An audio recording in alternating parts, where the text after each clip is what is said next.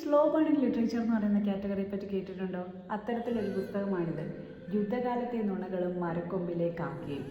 Actually വെറും 70 റുപ്പീസിന് ഞാൻ മേടിച്ച പുസ്തകമാണ്. DC ബുക്സിൻ്റെ സൈറ്റിൽ ഇപ്പോൾ 50% ഓഫിന്, അതായത് 35 റുപ്പീസിന് കിടപ്പുണ്ട്. 102 പേജസ് ഉള്ള ഈ ഒരു പുസ്തകം 35 രൂപയ്ക്ക് ഭയങ്കര ലാഭമാണ്. ആൻഡ് ഇതിൻ്റെ അകത്ത് പറയുന്നത് കോംപ്ലക്സിറ്റീസ് ഓഫ് ഹ്യൂമൻ ഇമോഷൻസ്, അല്ലെങ്കിൽ ഡിലേമാസ് ഡ്യൂറിങ് വാർ സിറ്റുവേഷൻ, റിലേഷൻഷിപ്പിൻ്റെ കുറേ സാധനങ്ങൾ, അങ്ങനെയൊക്കെയാണ്. യുദ്ധകാലത്തെ നുണകൾ എന്ന് പറയുമ്പം ആ ഒരു പോർഷനാണ് കവർ ചെയ്യുന്നത്. മരക്കൊമ്പിലെ കാക്ക എന്ന് പറയുമ്പോൾ someone who is silently observing the things happening around. അപ്പം ഇങ്ങനെ മരക്കൊമ്പിലെ കാക്ക വാച്ച് ചെയ്യുന്ന ഒരു സാധനം, അങ്ങനത്തെ ഒരു അർത്ഥത്തിലാണ് വരുന്നത്. അപ്പം കുറേ നല്ല വികാരങ്ങളിലൂടെയൊക്കെ കടന്നു പോകുന്ന ഒരു പുസ്തകമാണ്. സോഷ്യൽ തിങ്സും പൊളിറ്റിക്കൽ തിങ്സും ഒക്കെ വായിക്കാൻ ഇഷ്ടപ്പെടുന്ന ആളുകൾക്ക് ഇത് ഉറപ്പായിട്ടും ഇഷ്ടപ്പെടും. So you can try.